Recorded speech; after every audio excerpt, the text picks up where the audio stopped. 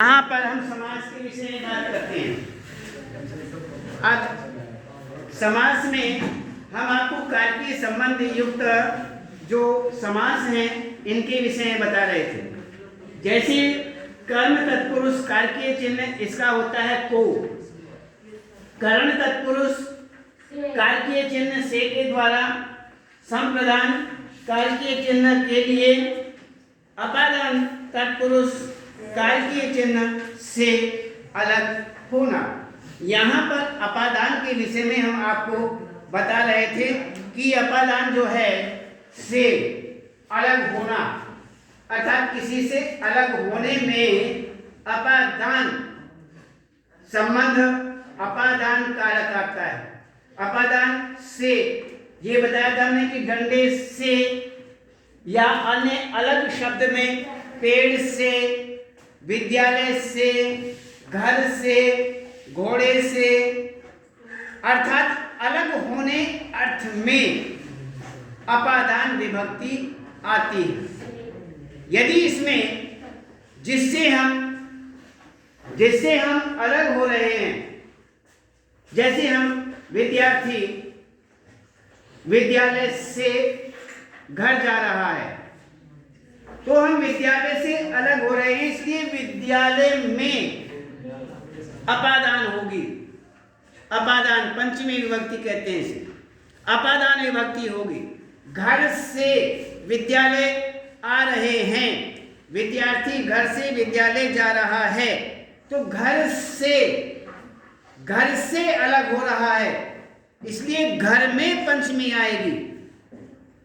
तो इसमें यदि हम इस विचार को करें, जैसे मान लीजिए राम घर से विद्यालय जाता है। राम घर से विद्यालय जाता है। राम अच्छा यहाँ तो हिंदी है आपकी, खैर हम एग्जाम्पल के विषय में बता रहे हैं। यदि हम इसका संस्कृत में वाक्य बनाना चाहें तो पड़ेगा राम में जब तक हम विसर्ग नहीं लगाएंगे तब तक ये संस्कृत नहीं बनती है। ये क्या है? ये कर्ता का चिन्ह है। कर्ता रामः प्रथम,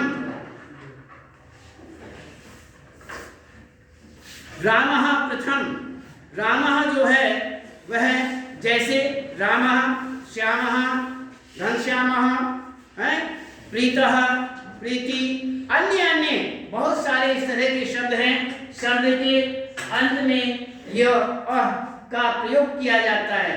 तो रामः, अब यहाँ पर हमारे ये पंचमी विभक्ति आ रही है। घर से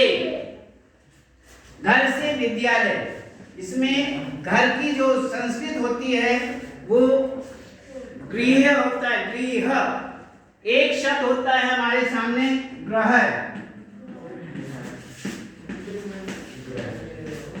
ये दो शब्द होते हैं।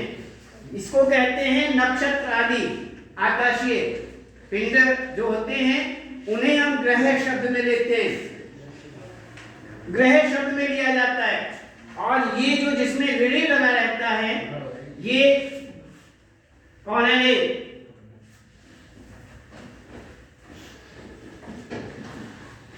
मफलर नीचे करिए, हाँ नीचे।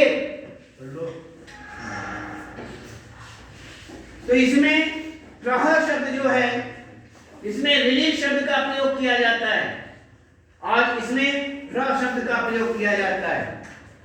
तो ये हमारा घर और ये हमारे नक्षत्र आदि आकाशीय पिंड आदि, तो इसमें ग्रह शब्द। लेकिन जब हम विभक्ति लगाते हैं तो विभक्ति अलग अलग लगाई जाती है। रूप गृहम, गृहे गृह, गृहाणि, गृहम गृहे, गृहाणि गृहात्, गृहम गृह, गृहात्, ये रूप बनते हैं। ग्रह के रूप जब हम याद करेंगे, रामे रामो रामा, रामम रामो रामा, तो ये रामेण रामाभ्याम रामाय, रामात् रामाभ्याम रामेभ्य, रामस्य रामयो रामानाम, रामे रामयो राम। तो इस सारे के सारे रूप हमें अलग अलग याद करने पड़ते हैं। तो उसमें ये रूप जो बनता है ये गृहात बनता है। गृहात से का प्रयोग जब पंचमी विभक्ति जो होती है उसमें गृहात शब्द का प्रयोग किया जाता है, गृहात बनता है। तो गृहात हुआ घर से, इसमें अपादान विभक्ति हमने ये ऐड कर दिए, जोड़ दिए। तो आगे कहते हैं विद्या। लेकिन हम जो का तुम विद्यालय भी नहीं लिख सकते संस्कृत के अंदर, हिंदी में तो लिखा ही जाता है। इसमें क्या है, इसमें भी विभक्ति लगानी पड़ेगी। ये हमारा है कर्म। कर्म में विभक्ति होती है। कर्म का चिन्ह क्या है, को। कर्म का चिन्ह होता है को, कर्ता का चिन्ह ने होता है, कर्म का चिन्ह को होता है। तो इसमें को वाली विभक्ति हमें लगानी पड़ेगी। और उसमें क्या बनता है, जैसे विद्यालय, विद्यालयम, विद्यालयः। तो इसमें विद्यालयम शब्द द्वितीय विभक्ति का इसमें आता है। तो ये विद्यालयम हम ऊपर बिंदी भी लगा सकते हैं या मैं हलंत भी कर सकते हैं। मैं हलंत जो है यदि आगे आ का प्रयोग किया जाता है क्रिया में, जैसे अस्ति, लेकिन यहाँ अस्ति नहीं है, यहाँ है गच्छ। गच्छ धातु आता है। जाता शब्द जो है उसमें गच्छ धातु का प्रयोग किया जाता है। वैसे गच्छ धातु जो है, गच्छ धातु का रूप आदेश होता है, अलग से होता है। धातु जो होती है वो गम होती है, गम धातु होती है। गच्छति, गच्छतः, गच्छन्ति, इसमें गच्छ धातु नहीं होती,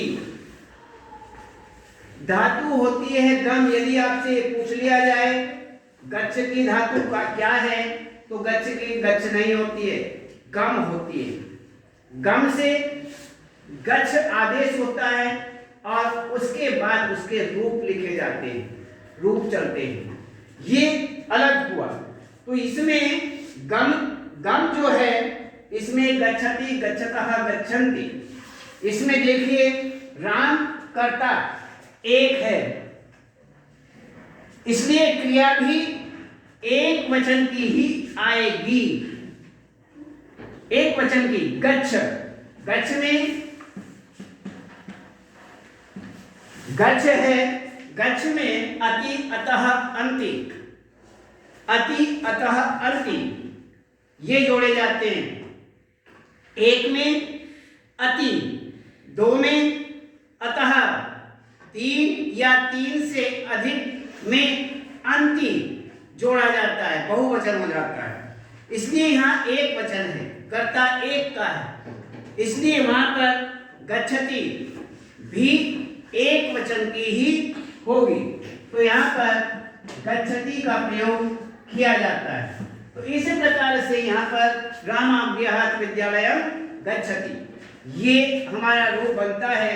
और केवल इसके विषय में हम आपको बता रहे थे कि घर से, इसी प्रकार से यदि हम कहें घर से नहीं विद्यालय से घर जाता है, इस वाक्य को बदल दिया जाए तो यहाँ विद्यालयात शब्द बन जाएगा।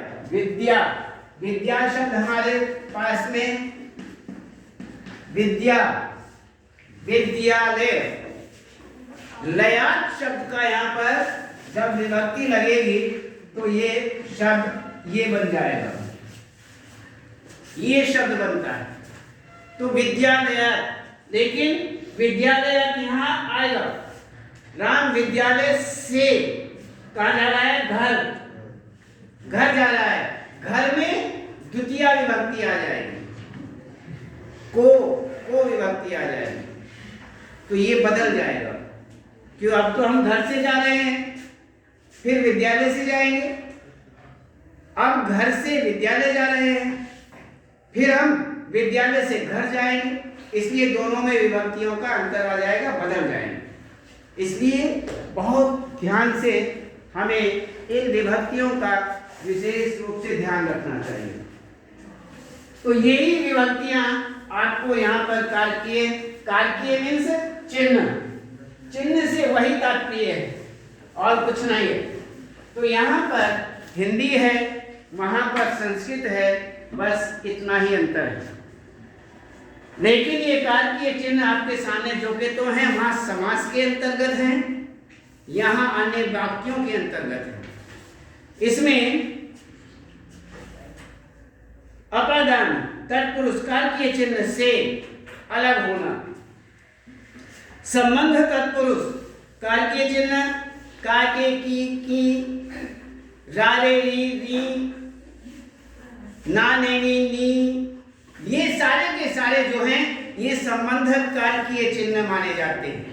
का के की रा रे री और इसमें री नी भी आ गया है।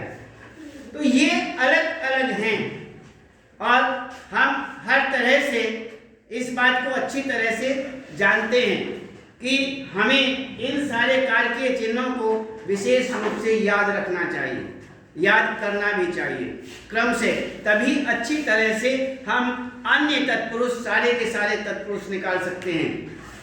कर्म तत्पुरुष, करण तत्पुरुष, संप्रदान तत्पुरुष, अपादान तत्पुरुष, संबंध तत्पुरुष, अधिकरण तत्पुरुष, सारे के सारे तत्पुरुष जो हैं हम सहज निकाल सकते हैं चिन्हों के आधार पर। ध्यान रखना, चिन्हों के आधार पर ही हम तत्पुरुष का निर्णय ले सकते हैं, उसका निर्णय कर सकते हैं कौन सा तत्पुरुष है।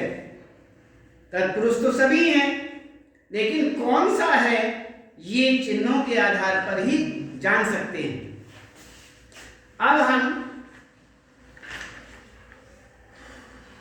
सभी भेदों के विग्रह करते समय दोनों पदों के बीच उस समास से संबंधित कारकीय चिन्ह अवश्य जोड़ते हैं। जैसे विदेशागमन, विदेश गमन, विदेश को गमन, विदेश को गमन, प्रेमाकुल, प्रेम से आकुल, डाक गाड़ी, डाक के लिए गाड़ी, राजपुत्र, राज का पुत्र,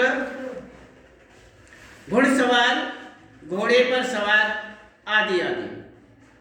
अब हम यहाँ कुछ उदाहरण रूप में देखते हैं समास के भेद और उनके उदाहरण।